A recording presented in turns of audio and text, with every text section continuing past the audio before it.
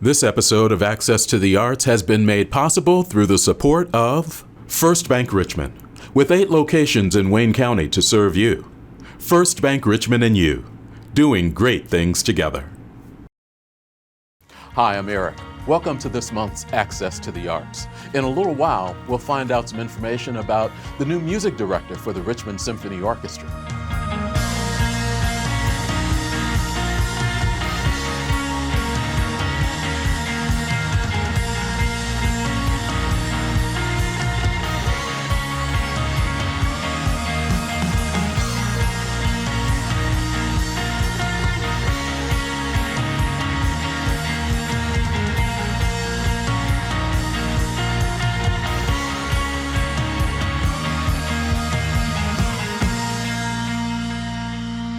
But first, let's have a conversation with Beth Harrick, program specialist for Morrisson Reeves Library. Beth, thanks for taking the time. It's always a joy to be with you, Eric. Appreciate you coming in on Access to the Arts. In 2021, Morrisson Reeves Library decided to have a community art exhibit, basically. I'm not saying it correctly. Set me up. What was it that you all decided to do and why? Well, I have a lot of really creative colleagues at Morrisson Reeves Library, and several of them politicked pretty hard to have a community art show, and they were very specific. This should be all-inclusive, all ages, non-competitive, and so it would showcase artists who maybe haven't wanted to be in a competitive setting before, artists who maybe hadn't showcased their work before. So we were thrilled with the number of entrants we had, especially still during the pandemic. We had a lot of folks still wanting to come in and see the artwork and see their artwork. And folks were really excited to participate. And so we're just thrilled to be doing it again. You all took 2022 off for various and sundry reasons. People took parts of 2022 off. It's coming back this year.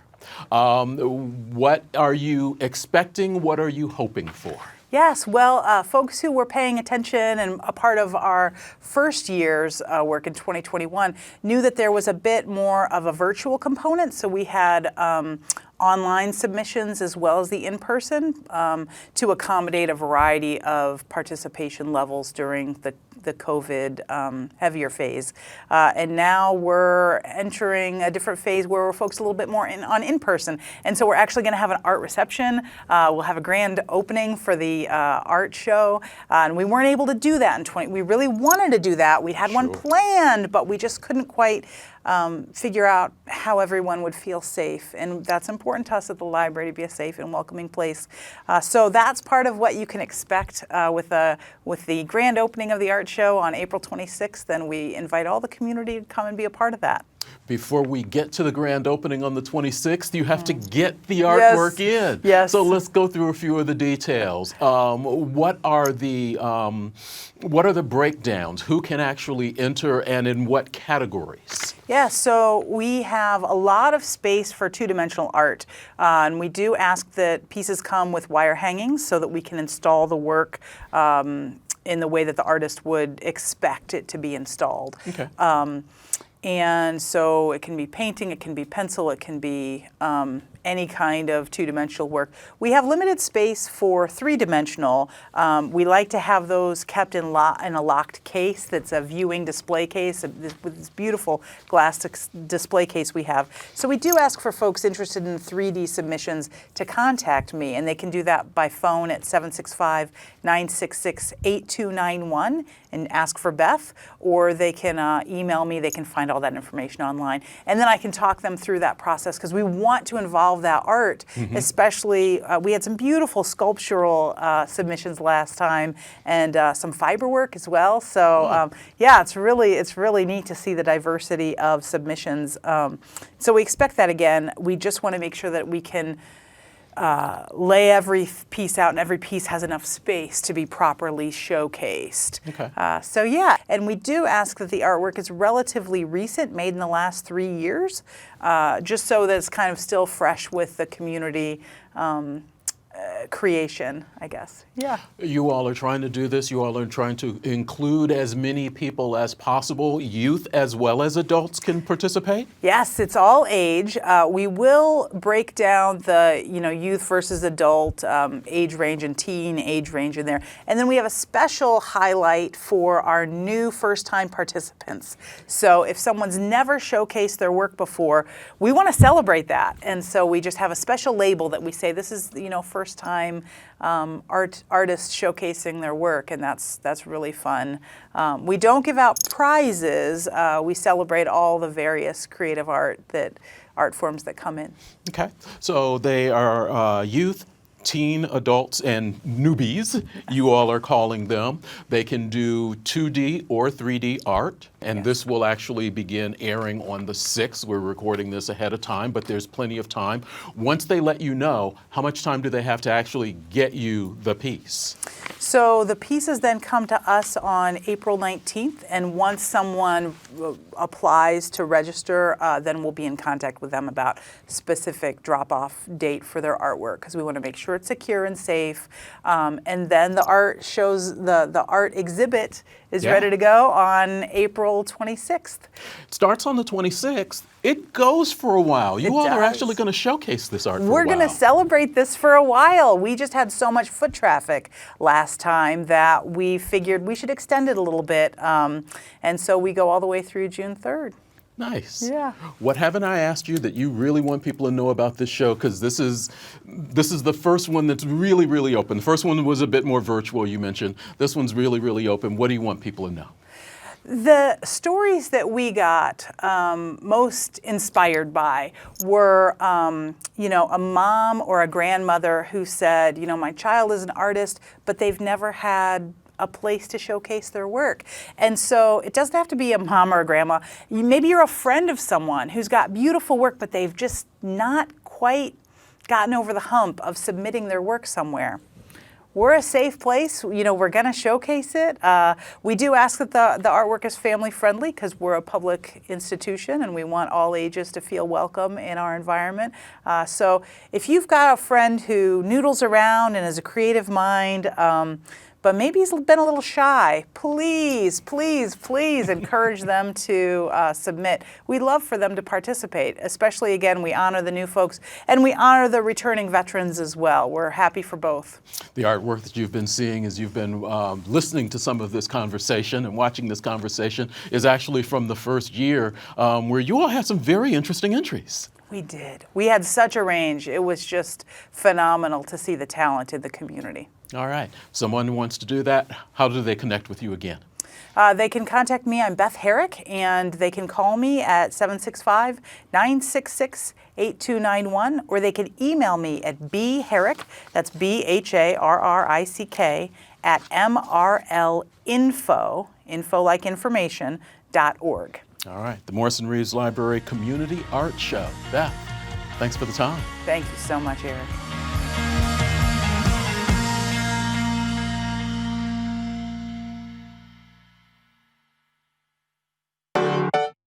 Working with the bank, the hours are amazing. And I get to spend more time with my wife and my son. I get to make plans with my extended family. I can actually take vacations. It doesn't matter if I'm sick or not. They respect the work-life boundaries. Just promote a more healthy environment. It means everything to me. I couldn't be happier. I love this place. We're ready for you.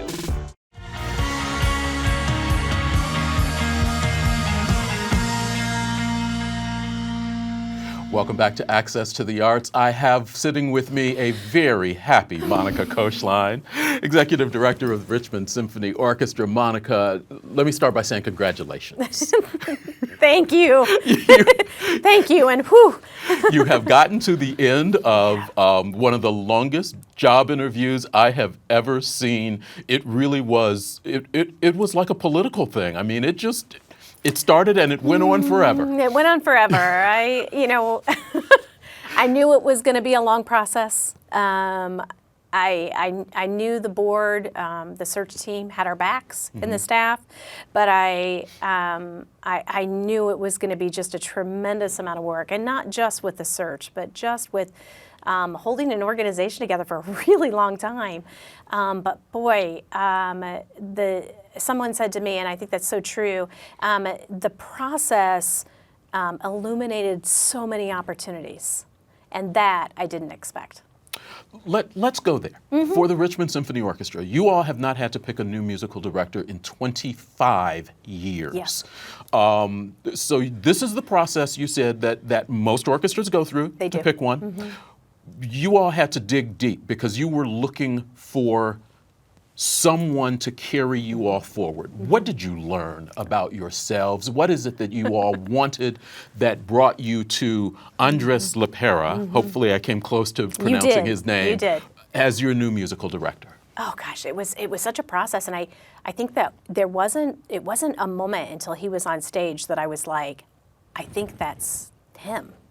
And I'm happy to talk about how I really struggled with my type A personality and drove the board crazy most of the time, and wanted the choice to be made so early on. But, we were fortunate in that we did have Guy Bordeaux announce a year before that he was going to retire. Some symphonies find themselves in a place where they've got to start a search immediately. We had a year to prepare, so that lengthened the process for us, but also allowed us to really think about who we were at that moment, at the end of Guy Bordeaux's leadership with us, legacy with us, and who we wanted to be. And I think that was really, like, we knew who we were, but we knew who we were with Guy. And we didn't know who this community needed us to be.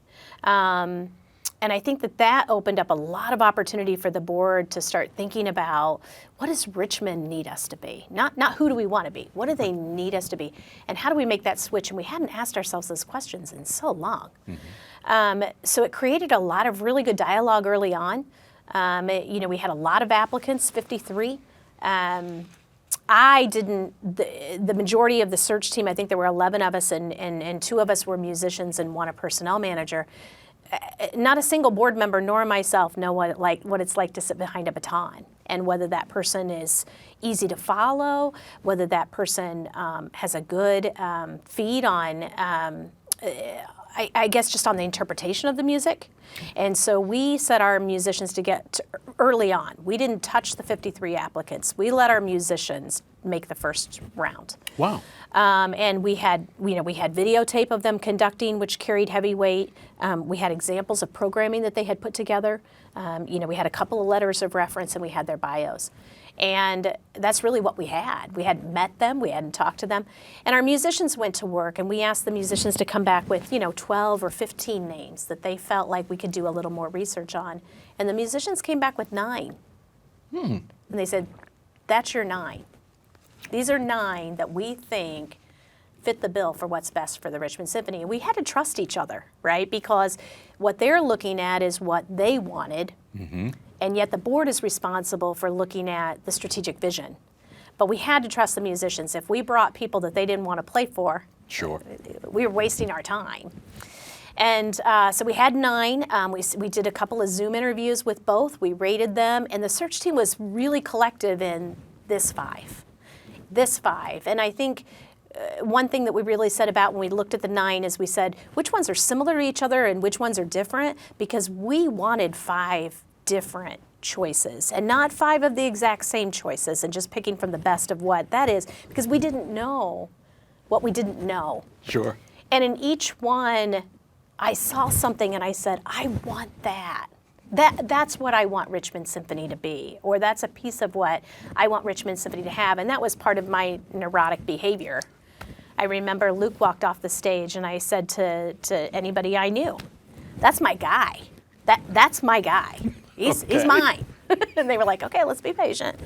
And then, Jacob came, and I found something in him that I loved that we hadn't had before. And I said, that's my guy.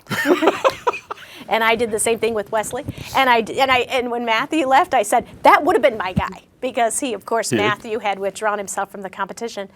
So what was it about Andres at the end where you said, That That's is my guy. And it stuck. It stuck. What was it? I think what I saw in Andres was I saw a piece of what I loved in Luke. And I saw a piece of what I loved in Jacob. And I saw a piece of what I loved in Wes. And I saw a piece of what I loved in Matthew. And the musicians were really in line with that. He received the greatest support from the musicians.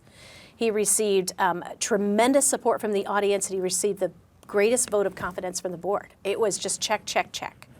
And I don't know. Some people ask me if it had been a different order. I don't know.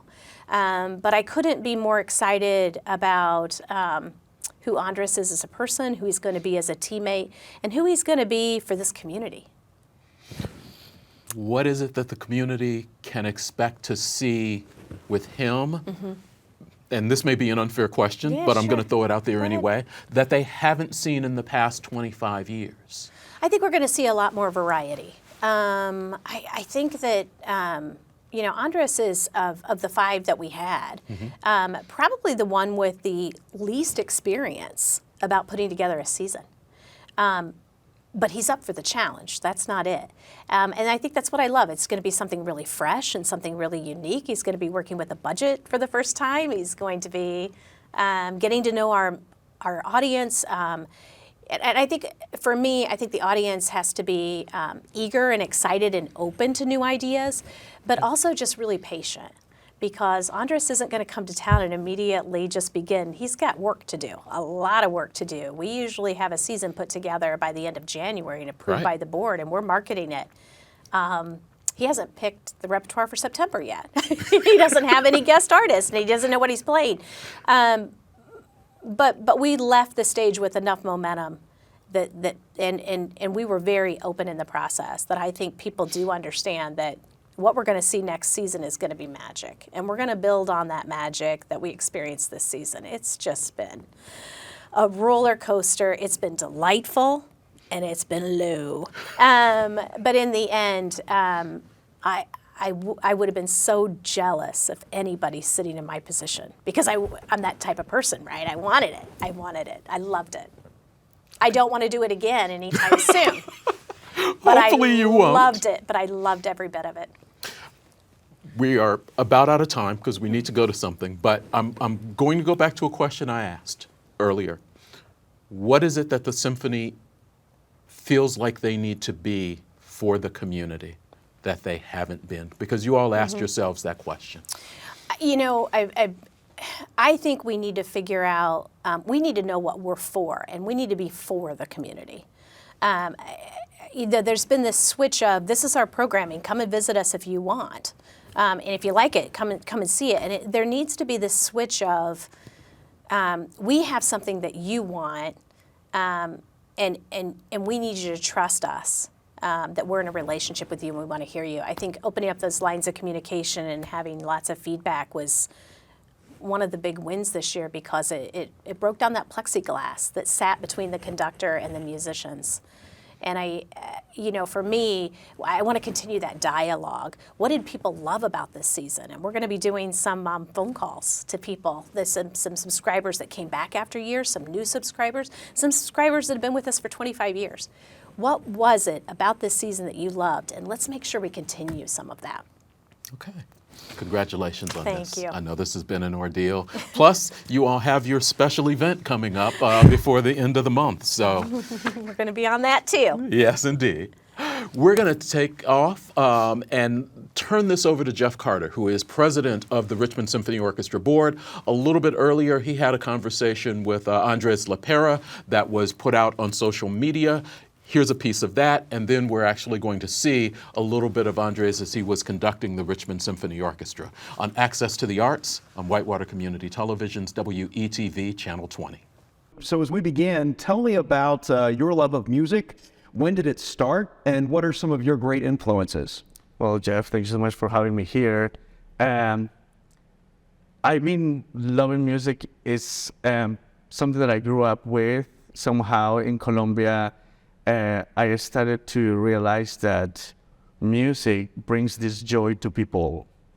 And joy is international. And it's great to have and people come to the concert hall and experience this world of sounds where you can be just at any place. You know, for the music that we're gonna play, for instance, Scheherazade brings these sort of Arabian flavors, and when you come to the concert hall, you can just leave your phones away, leave the screens away, and be in this space which is so enchanting, like to get this music. So when I was in Colombia, I got different opportunities to travel with different orchestras. One was the Orchestra of the Americas, and then ended up coming to the United States to study conducting at the New England Conservatory. Ever since, I have done great music, and it's been a very welcoming country, so I've just been enjoying it very much. Here in Richmond, we had 2 rehearsals yesterday, and I just can tell you, the concert that we're preparing is fascinating, it's very exciting, so it would be great if everybody from the community comes and join us. And I'm going to ask you about that concert in just a minute so we can talk about that music. I want to stay with your story because you have been characterized as someone who has great passion and energy in your conducting. And so tell me about that passion and energy. What inspires you when you get on stage to lead an orchestra? What's happening within you that maybe we will see in the concert and catch a glimpse of? So what I think is very exciting about conducting, as I describe it, conducting to me is like a conducting cable of electricity. You bring electricity from one point to the other, and that's the thing that I get to do, and it's so exciting. When I stand in the podium, it's never about me. It's about the music that we are creating and how I can conduct that energy around the group, and kind of like somehow goes through me and goes to the orchestra. And it's a very privileged point to have like the capabilities to convey the energy of all of these great talented musicians, because it's that all of them are very good at their craft. And they know how to do the music, but when you unify all of those messages, all of those forces, and they come together in the concert, it's just so exciting. It's so exciting to and such a privileged point to like just to be there, especially again in a concert like the one that we're gonna do, because it showcases the talents of like very specific soloists in within the orchestra. So it is amazing to see what they can do. So an electrifying experience is what we should expect for this weekend. Yes. Well, and you're talking about individuals, and so, I mean, that's the great gift of a symphony. You have individual musicians that come together to create music together. Yeah. So you didn't start as a music director. You probably started playing an instrument, didn't you? Yes. So what did you play? So for me, it was a very unique experience. I grew up in Colombia, and then my family were not musicians. I'm from a little tiny town, and then in Colombia there was a lot of violence at the time, and they were starting these bands to change like violence for music. That was the inspiration, and I started just in a symphonic band as a trombone player. I didn't even know much about music, and then the teacher was like, "Here's a trombone, take it or leave it." And I started playing I started like, okay, let's give it a try. Learning then that the trombone, because the slide just has positions, is very kind of like, in a way, similar to a fingerboard, because you have to not the positions like the trumpet or clarinet. So it was a lot of ear training. I learned, and then I won a national prize when I was 14. So that started to give me more opportunities.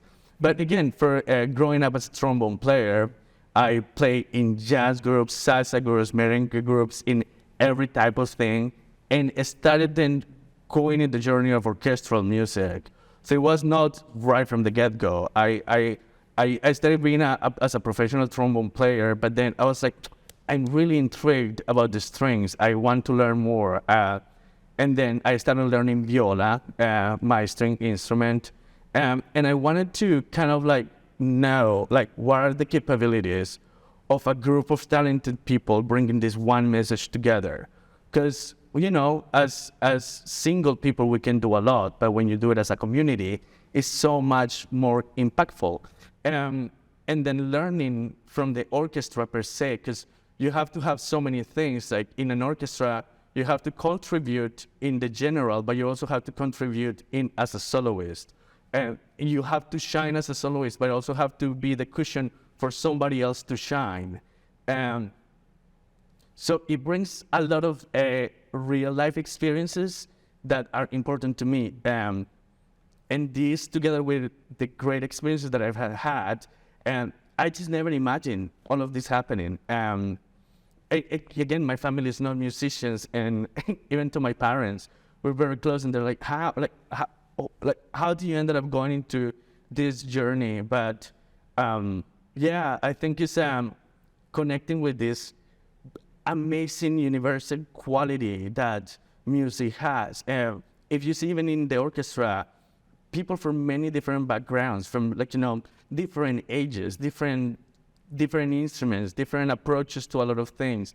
We all come together in this beautiful tune, in this beautiful one piece that a composer could have written like 100 years ago, and that has gone through the history of humanity, where people have resonated with these pieces, and I think it's just so fascinating and alive and tangible. So I love it.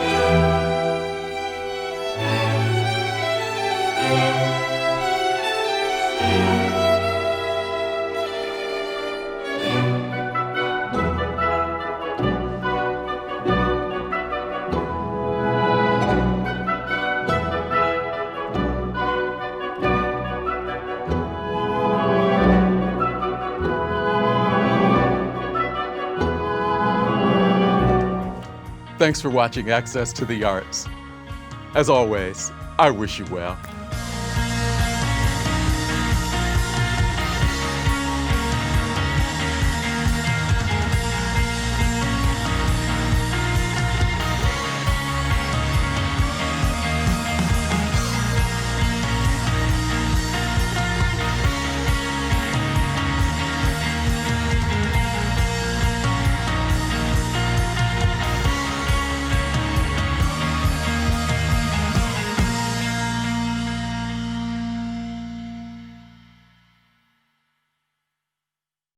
This episode of Access to the Arts has been made possible through the support of First Bank Richmond, with 8 locations in Wayne County to serve you.